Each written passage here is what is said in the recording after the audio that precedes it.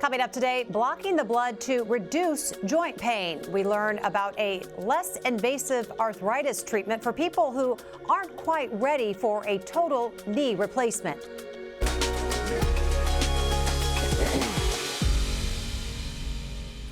Good morning, I'm Jessica Lovell, and welcome to the Morning Medical Update. Knee pain from arthritis can become a daily frustration. A lot of people turn to painkillers or injections with mixed results. And when the arthritis gets bad enough, surgeons may replace the knee entirely. But now there is a treatment that can bridge the gap, so to speak, between those options. It's more permanent than painkillers, but not as drastic as surgery. And it promises to let patients go home the very same day as their procedure. We are learning more about this technique from Dr. Brandon Custer, a vascular interventional radiologist here at the University of Kansas Health System. Welcome. How are you? I'm good. Thanks for having me. Yeah, great. Great to have you with us this morning. We're also talking with one of his recent patients, Melissa Blake. She is joining us from her home alongside her husband, Robert, this morning. Good morning to both of you. Good morning. Thank you for being with us. We're so glad to have you. Dr. Custer, the name of this procedure, it's called GAE. First, just tell us what the letters stand for. Yeah, so it's geniculate or genicular artery embolization. So the geniculate arteries are branch vessels that come off the main blood vessel that takes flow down your leg. And these are, everybody has them, and they're blood vessels that take oxygen and nutrients to those tissues around the knee. Embolization is just our fancy word for blocking up the blood vessels. So what we do is we take a little tiny microcatheter out into those blood vessels, see the abnormal blood vessels that are new associated with pain of osteoarthritis, and we deploy some little tiny microscopic spheres to plug up those abnormal blood vessels. So it's called GAE. Who's it for? It's for anybody who has uncontrolled knee pain from osteoarthritis. Usually these are patients who have tried more conservative measures. So whenever someone has osteoarthritic knee pain, they start by getting oral pain medicines. Usually the next step is going to be moving on to joint injections with either steroids or synthetic materials. So those are effective for a lot of people for a long time, but eventually over time their either duration of how long they help or how much they control the pain decreases over time. And there's this gap in people who are underserved where those aren't working anymore, and they're not yet able to get a knee replacement or don't wish to get a knee replacement. And they're right now being undertreated. There's this gap of people who aren't getting their knee pain controlled. And this fits into that category where we can supply an adequate pain relief for those patients. So take us inside the body, connect the dots. How does blocking the blood flow lead to less pain? Yeah, it's kind of counterintuitive. Like, why does blocking up this one blood vessel help knee pain? And really what it comes down to is understanding the mechanism of pain generation in the knee. So when people have osteoarthritis, they get pain. As they have that pain, they release inflammatory markers into their bloodstream. And the body responds to those inflammatory markers by creating new blood vessels. We call that neovascularity. These are abnormal blood vessels that most people without osteoarthritic pain don't have, and they go into parts of the knee that don't typically have blood vessels. Along with the formation of those new blood vessels comes the formation of new nerves, which means more pain generation. And it starts this negative feedback loop where you get more new blood vessels, more new nerves, more pain, more inflammation, more new blood vessels, and it starts this cycle. So what we want to do is try to target a way to break that cycle and stop the generation of pain. And the spot where we do that is at that new blood vessel formation. You call this low risk, high reward. How so? Well, the low risk side is pretty self-explanatory. We do a very, very minimally invasive procedure. Our entire procedure is done through a little incision about this big, about a centimeter in the groin.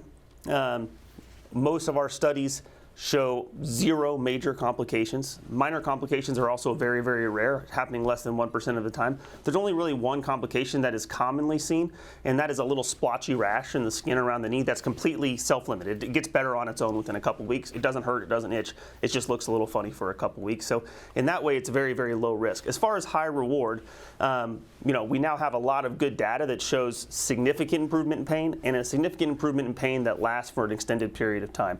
So that's a very high reward, but mostly it's people who are otherwise untreated, right? So there's people who are having uncontrolled pain that's really limiting the quality of their life.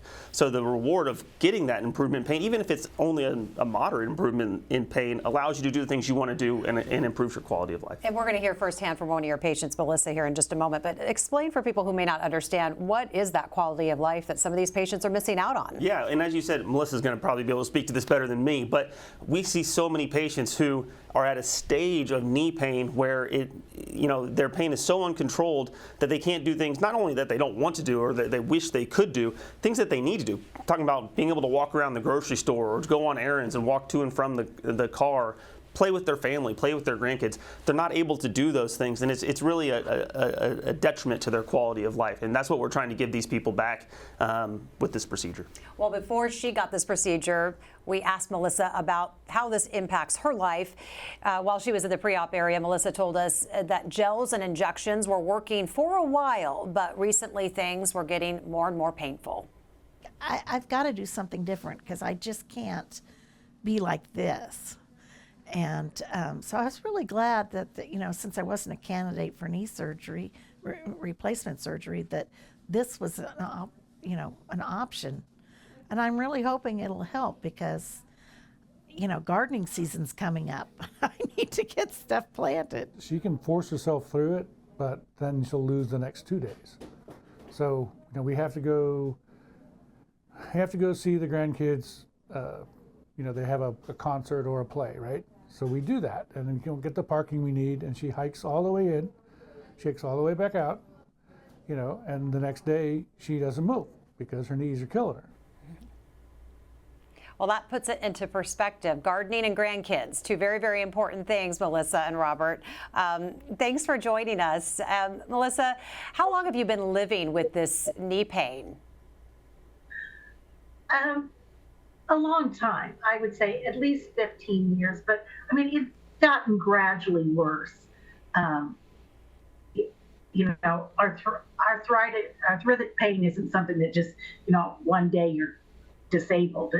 It's something that you kind of get used to the pain, but it just keeps increasing until suddenly you just can't do the things you need to get done. So starting back from the beginning, what things were you trying in the beginning? Well, there's ibuprofen, and things like that. And then when it started, that didn't help. I went to see a doctor, and they used the gel injections, and that I had that done, and that worked for years. That really helped. But then, that stopped working too. And because I wasn't a candidate for knee surgery, knee replacement surgery, I was like, I just can't. Something has to happen because I can't just, not do anything.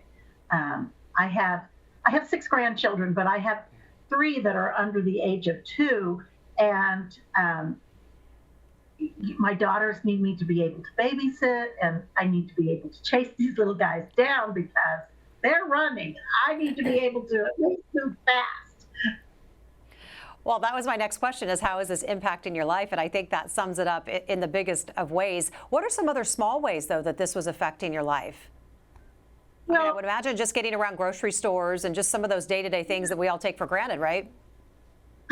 I'm in the middle of a kitchen remodel, and we were going to warehouses to look at countertop slabs. And they had to take a wheelchair for me because I knew I wouldn't be able to walk all around a warehouse, which, I don't want to be in a wheelchair. I don't want people to have to push me around. That's not the way I want to live my life. But it was also, they didn't want to have me, saying, I've got to find a chair. I can't go any further. It just wasn't, I just wasn't living the life that I needed to live. Robert, from a partner, from a spouse's perspective, what was this like, kind of watching Melissa gradually deal with this over time? My sister-in-law lived with us. She was mobility challenged, so I had a heads up of what was coming, so to speak. But the partner's job is that, or I feel the partner's job is, I count her steps. I make sure that she gets dropped off close to the grocery store doors, right near the mobility carts. I carry her purse. I discuss with her. And I do not tell her, but do we really need to do 3 stores in a day? Maybe you just do 2 stores today and do another one tomorrow, so that you don't wreck your knees. Because like you saw in the video at the pre-op, she can eat. She's a nana. She's not going to miss the concert. But if she's got to walk a quarter of a mile in from the parking and walk a quarter of a mile back because there's 1,000 cars in the parking lot and we can't drive the car up to pick her up, she's going to do it because Lord knows she's a nana. She's going to love her kids, but grandkids, but then the next day she can't do anything. And so my job is to make sure I'm sort of the tractor. Is this important enough to do today? You got to get it done. You got to get all the life things done. But do you need to do this today? We do the countertops and the furniture for the kitchen today, and then we do floor tiles tomorrow. Yeah. So that she can get spread out and on Sunday she can still do something. Well, I hear you saying you're just trying to strategize how to live with this in some ways, and trying to figure it out. But it sounds like at some point you kind of get fed up with doing that. How did you learn about this GAE procedure?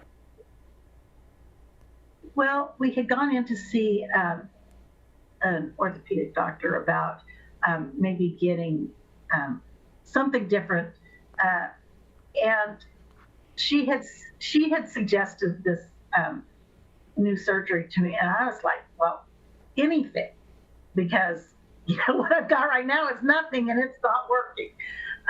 So yeah, I was excited to hear of anything else that might be done. So you go in for procedure day. What was it like? What were you expecting? Well, it was the procedure itself was really it was pretty easy. There wasn't a lot of pain associated with it afterwards. I was, it was really pretty easy. And I have known people who've had knee replacement surgery, and I was like, this is a lot better than, spending weeks, not being able to do anything, because while there is a weight restriction for, a little over a week. So I wasn't picking up my grandkids for a while, but it wasn't anything that was too difficult to do. And like I say, there was no pain or anything. It was really easy. Dr. Custer, can patients expect a pretty easy day and get out of there same day? That's the big difference between us and bigger surgeries like knee replacements, right? So we have a same-day outpatient procedure. So they'll come in that day, leave later that same day. Our whole procedure is done under something called conscious sedation. So with conscious sedation, we give people an IV, we give them medicines through their IV to take away pain and anxiety, help them be comfortable during the procedure, but we don't use full anesthesia. They don't go all the way asleep, don't have to put tubes down their throat to help them breathe or anything like that, like you do with a big major surgery. I think we have some footage of you performing this too. So It's possible. Yeah. So we don't have to do any of those big things that a surgery requires. Usually you arrive to our department about an hour before the procedure, just to get everything ready. For the procedure, we get access to a small artery in the front of the groin. We use X-ray to guide a catheter using contrast dye over to take a look at some of the pictures, take a look at some of the vessels in the knee, see which ones are abnormal, and then we'll treat them with those microscopic spheres to take care of the new blood vessels. At the end of our procedure, everything comes out of the artery, plug up the little hole we made, and then you just stay with us for 2 hours after the procedure. Most people, like Melissa was describing, tolerate everything very well on the procedure day. So it turns into about, the whole procedure takes about an hour. So it's about a 4 or 5 hour block of your day that's taken up, and then you get to go home that same day. And really the only precautions, kind of like she alluded to, are weight restrictions, and that's related to our arterial access, the place where we poke into the blood vessel. We just don't want that to bleed, so we don't want too much strenuous activity where that could bleed down the line. So for about a week or 10 days, we say don't lift more than 10 pounds. But that's really your only restrictions afterwards. You'll feel like you can do more than that from day one, but we try to ask people not to do that as a precaution. Are you able to speak to the patient during the procedure? Yeah, so that's one of the nice things about our level of sedation. We want them to be, we don't want people to be, a lot of times, it's not that this procedure would be intolerable with no medicines even. It probably would be, but patients don't know what they're getting into, and doing medical procedures can be nerve-wracking for a lot of people. So we don't want people to be nervous during the procedure. If you've ever had a colonoscopy or something like that where you have kind of that intermediate level of sedation, we're kind of on a similar level to that, not even quite that deep. What that means is people are aware of us to verbal stimuli. So sometimes people do fall asleep, but if I said your name, you would open up your eyes and then you'd say, what, did you need something? And then if not, then they'll kind of go back to a state of comfort for most of the procedure. All right, you're going to give us a little lesson, okay? Okay. A little show and tell, if you will. So kind of walk us through what we're seeing and what you did inside there. Yeah, so I described a little bit of the procedure already. So this is after we've already put our catheter into the groin, and we've taken a catheter down, and we're putting contrast dye into the main blood vessel that's taking blood down the leg. Now you can kind of hallucinate back here a couple of shapes. This is the knee joint right here. This is the distal part of the thigh bone, and this is the proximal part of the shin bone. So right here is your knee. So we're injecting this contrast down, and all of these small branches that you see coming off the main tube, those are all geniculate or geniculate arteries. And everybody has a bunch of them. They're taking oxygen and nutrients to those tissues around the knee. What's abnormal is, as you see this contrast go in, you'll see this kind of puff of smoke or kind of cloudy appearance here on the outside of this person's knee. And that's that neovascularity, or abnormal new blood vessel formation. That is the sign, that is the pathology that we look for with osteoarthritis, and that's what we're really going to try to target with our procedure. And that's causing the pain? That's what's part of that cycle of pain generation I was describing before. So after we used that first picture to identify which of these geniculate arteries is the one supplying those abnormal blood vessels, we'll use an even smaller catheter and put that into the blood vessel that's supplying the abnormal vessels. We'll take this picture here where we can again see that it is the vessel supplying that area, and confirms that we're going to be able to treat it in a way that's safe and effective. So on the next sequence here, you'll see us actually administering those beads. So this is the same catheter, they're in the same position, injecting beads with the dye in it, and you'll see it slowing down the flow down these vessels. And it does really take a lot of kind of expertise and practice in trying to identify what is the correct amount of blockage, because we really want to block up just the abnormal new blood vessels that are around the knee and maintain flow in the normal geniculate artery. So that does take a little bit of nuance and practice to do. So after we've put in those beads, we'll take out our microcatheter and take one more picture just to show that we don't see that anymore. And that's what you'll see here. So we are back through this base catheter looking at the whole leg, and where we saw that puff of smoke, that cloudy appearance here on the outside of the knee, you no longer see any of that, which is what we want to see, and we still do see flow through that vessel that was going there. So that's a really good target of where we want to be at the end of an embolization procedure. Then we have the old before and after, which we want to see. Yeah, this is a little easier way to look at, really, when you look at them side by side like this, you can see how much of a change there really is. So these are pictures with our microcatheter, that small catheter into the geniculate artery that's abnormal. Before we do the treatment, we'll inject, and you'll see that puff of smoke, cloudy appearance, and afterwards we inject again. That stuff is gone, the abnormal new blood vessels, and those arrows are pointing at the normal geniculate arteries that are still having normal forward flow to supply the tissues they're supposed to supply. So this is kind of what a before and after would look like, where we've treated those abnormal blood vessels around the knee. How soon after would a patient start to feel well again? So it does take a little bit of time. So the studies show really good responses, but by a month out, they show significant improvement, and you'll keep getting better until about 3 months after your procedure. So at 3 months out is when we expect most people to see their maximum level of improvement, and then the studies would say you're going to stay there for up to 2 years after your procedure.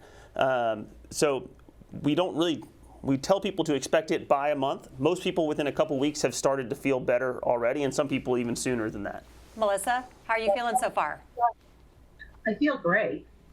And I felt really good like the weekend after. So much so that I was doing all the stuff that I had always, needed to do that I wasn't getting done. And then I realized, oh, I probably need to slow down just a little because I'm not actually completely recovered, and I don't want to push this too hard. But yeah, I felt great almost right away. Yeah, how important is recovery? Do they have to be good patients and stay put, or do you? Well, so like I say, the only real limitations they have are concerns about bleeding. So there's nothing that they can pretty much be up and moving, doing their normal day-to-day activities immediately. We just don't want them doing that heavy lifting because we don't want to pop open that hole we put in their artery where they would have a bleeding complication. That's really the precaution. But they're going to feel fine. So after about that week to 10 days, then they're free. They just do whatever they want to do. There's no like long physical therapy or rehab or anything like that you would have with a big surgery. That was the point. Get after it. Yeah, Get the surgery and get back to life. Yeah. We had mentioned this bridges the gap between painkillers and that total knee replacement. If someone has been using painkillers for knee pain, when should they then consider the GAE? Yeah, so really it's anyone who feels like their knee pain is uncontrolled with whatever they're trying to do right now. So usually it's going to be patients who they know they have knee arthritis. It's hurting, it's getting worse over time. They've tried medicines, they've tried injections. Those aren't working good enough. And then they're at this decision point. Do I go to the gold standard, which it is still the gold standard treatment, is to go do a knee replacement. And if you can do that, that's fine. But there are a lot of patients who have a lot of limitations on if they can get knee replacements or if they wish to get knee replacements. Yeah. So knee replacements have kind of a limited lifespan. So they last about 30 years. So if you're too young, you don't want to have to get 2 knee replacements. Right. Maybe you want to try to delay getting that knee replacement. That'd be a really good time to come in for a GAE.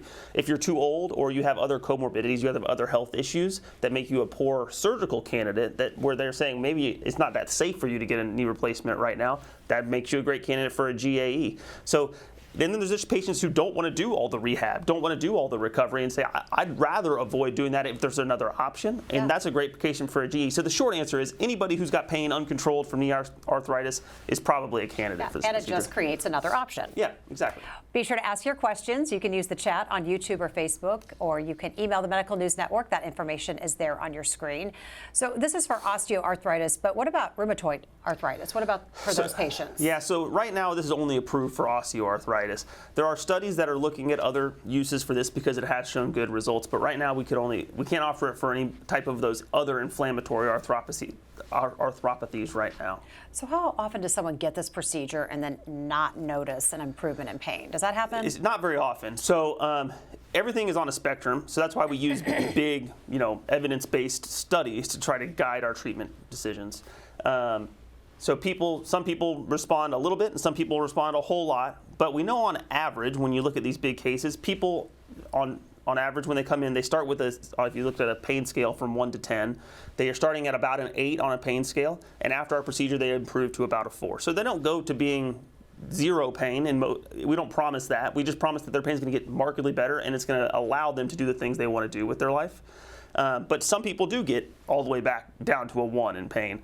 But for every person that goes down to a 1 in pain, someone only improves just a little bit to get to that same average. So I've only had one patient who really didn't have any response out of all the patients that I've done so far, but there is a spectrum on how people respond. But we know that's why we use evidence-based medicine and data to try to guide these decisions. And it shows that it shows significant improvement with this treatment. So again, so what are some of the common reasons why someone with knee pain would choose not to get a total replacement, even if they're eligible? Yeah, so that's a personal decision, but a lot of it is the 3 big ones would be age-related. So like if they're too young, or if they're young enough that they don't want to have to run the risk of having to get a replacement later on in life, that would be someone who would choose not to, or real old when they worry about the anesthesia. Or if you just don't want to deal with those comorbidities or those prolonged recovery, or people want to avoid general anesthesia that you need, or a long hospital stay, or they have to work to provide for their family, they can't take 2 weeks off work. I mean, there's lots of reasons why someone would prefer not to have to go through that. All right, Melissa, big important question. What are we looking forward to planting in the garden this year? Yep, I already went out and bought some plants to put out.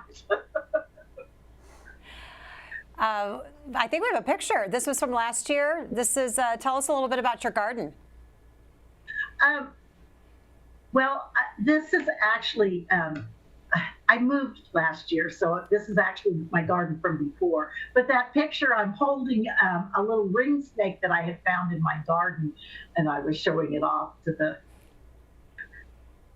And so, yeah, I'm really looking forward to gardening season because last year I couldn't do anything. Robert, what are you looking forward to doing with Melissa now that she's back up and running? Oh, I'm looking forward to doing things like museums again, or just not having to be the bookkeeper of her steps. You know, I mean, we love museums, or the national parks. We love to go to the parks, but you know, nowadays, before this procedure, it was like, well, if you do maybe the quarter-mile lookout walk, but anything longer than that, we were trying to find the handicap spot. And, you know, the parks see hundreds of thousands of people, so you don't always get a handicap spot. So we're driving past that lookout, you know, and yeah, I'm looking forward to just being able to do stuff and not be the keeper of the steps. And what about chasing out the grandkids, most importantly? Yes, because they're still running, and now Nana can almost keep up. Good. That is job number one. Well, we're so glad that you're doing well.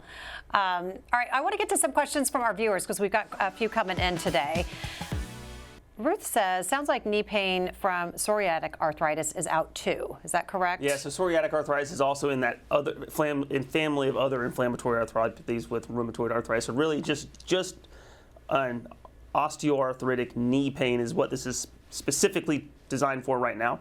Now that is getting spread to other locations. There are some trials out there for hip pain for osteoarthritis, but other forms of arthritis right now are kind of contraindicated to do this procedure on. Rob just has a comment. He's pretty sure the cost is less than a total knee replacement. Yeah, so right now everything that we do is covered by insurance too. So that's an important thing to know, is that it is all covered by insurance. But yeah, compared to, and the cost is looked at two ways. Cost for the patient, it's probably significantly less than, just because there's no hospital stay, there's no anesthesia, there's no, big open surgeries or anything like that. But also cost to the hospital system and cost to the greater medical system is a lot less. Sharon asks, can this procedure be repeated after the pain relief diminishes after a couple of years, as you mentioned? Yeah, it can. The retreatment rates and the response rates from retreatment aren't quite as good when you have to go back and do it. But if you have someone who's had a really good response and like 3 or 4 years later they're starting to have knee pain again, it's still, we talk about that high risk, low reward. The risks are so low to go in and try it again and see if it helps. It's very worthwhile to go ahead and try. The only people that I would say would not benefit from trying it is if you did this treatment and you never saw a response.